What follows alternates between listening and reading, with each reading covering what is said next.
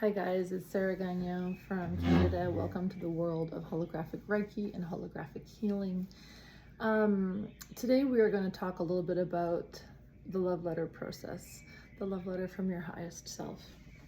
How that came about, quite sort of naturally and organically.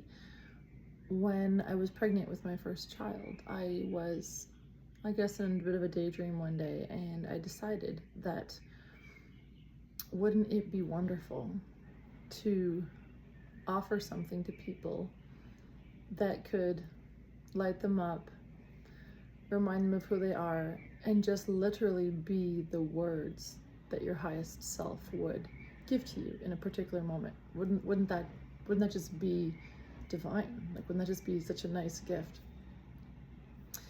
And it just kind of popped in, and I thought, this is lovely. I'm going to do this type of writing. I didn't attach the word intuitive to it. I didn't see it as a form of Reiki at the time. I don't even know if I had my specific levels at that point, although I had been doing quote unquote energy work for years and knew how to shift frequency and vibration and stuff like that. It just fell into my mind space quite naturally, as I said, quite organically. And so, yes, so I went and offered it to the first person that came to mind, a very, very close female connection. And the response didn't go very well. The response was a little bit like, who do you think you are? Like, do you think you're some great yogi or something? Like, who do you think you are, being able to like write for my highest self, as if you could do that sort of answer. So I was like, oh, I didn't expect that answer. And I was also like, wow, like okay, this was not received. This offer was not received the way that I intended or wanted. So of course I felt hurt, and I felt a bunch of things. And again, didn't have like the entrepreneurial language yet, right? But obviously not my ideal client. And inadvertently triggered somebody in the process through offering them a love letter from their higher self. And I think I did explain to this individual, no, like, this is not me saying that I have like specialty that's like so incredible. It's just this sort of beautiful process that I wanted to try. So it didn't work out with that individual, and that set me back a little bit. I didn't have the same sort of, again, entrepreneurial mindset resilience as I do now. But fast forward 2 years, I've had my second child. He's about 10 months old, and I get the inkling again. I'm working with Archangel Michael regularly, and I'm reading the sequels and the prequels to The Secret, and I'm doing the inner work, and I'm doing the growth, and I'm getting deeper into metaphysics, and I'm working with angels, and it comes back and it comes back. So I'm like, okay, this time, let's do this the right way. And I start writing an article for a local wellness magazine, and my, would be a version of a podcast. My articles were called Young Yogi, because that's what I was. I was a young yogi, and I didn't just mean that I was physically young.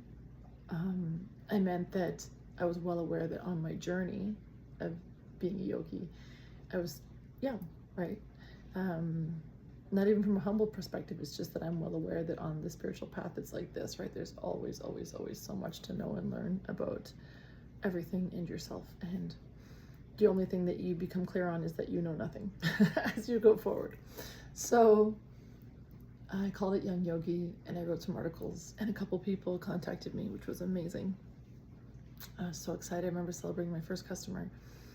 And again, not sure how to work payments, not sure how to work things like that, but still going forward. And I wanted so badly for it to just take off. And this is a while ago. This is years and years ago, right? I wanted so badly for it to just take off. And it was a very, very slow climb. And I had another child, pause, and I went back to work, and I became a yoga teacher and a fitness trainer. And I went into medical fitness and prevention training, and I went into yoga therapy and breath work and all kinds of stuff. I sidetracked a little bit, and of course I had my children, and I went back to work too in the corporate world as an analyst. I know. And it still kept coming back around. The odd person would ask for a reading or a love letter. And when I would sit with my coaches and I'd sit with my mentors, and it was like, what's the one thing that you want to do? What's the one thing that's easy? What's the one thing that makes your heart sing? It was this process.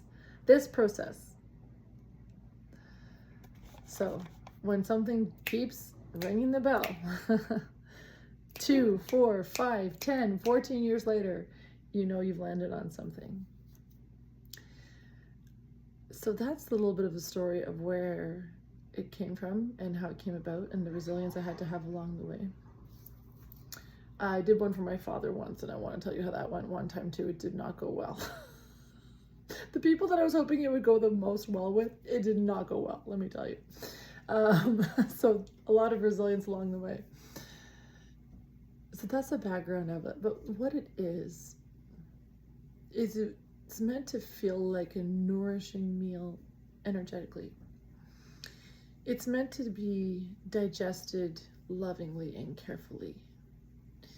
It's meant to be digested in a peaceful setting, without interruption, with a headset on or somewhere you can access the music, because it comes with lots of personalized music.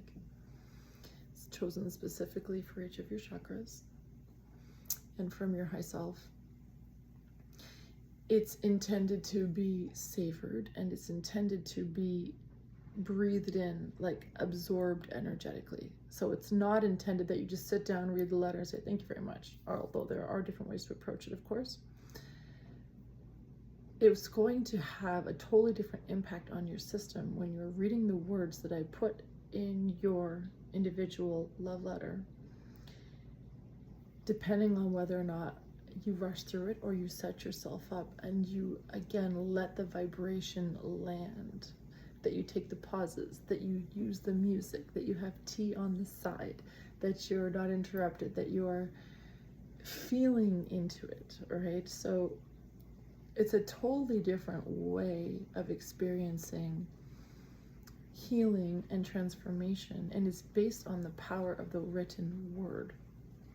I'm really big on the power of the written word, if you don't know me. I love the written word. And because the power of the written word is so great, and it's so great when you read it and then the sound echoes back in your mind, whether it's out loud or not, it doesn't matter. It's actually more powerful when the sound vibrates inside your mind. The transformation that can happen if you allow it is quite considerable. And it can be truly, and I love it when this happens, mind-blowing, mind-changing, so activating that I've had clients write back to me the next day and be like, that's it. I walked out, I had that hard conversation, I told that person that thing, I blew my life up in the best possible way, blah, blah, blah. Or if it's what you need at the time, it will be subtle, it will be gentle, it will be more mildly activating. So it's really, because of the intention with which I do it, it will really meet you where you're at. So it's not going to feel like a bucket of water over your head unless you are totally open to that. It's going to feel affirming and gentle and a reminder, if that's what you need. And that's why you need to take the time and the space to open the letter like it's a beautiful gift, or a beautiful Christmas or wedding gift, for example. Sit with it and let the tone and the rhythm and the cadence of the specific words land with you. That's the way to really get the medicine out of this process. Let me know if this has raised any questions at all. And if you would like a sample, contact me. I'm happy to be giving free samples, especially around this time of year. Or if you would like to try the full length process, same thing, reach out to me and we'll set up a time to work together.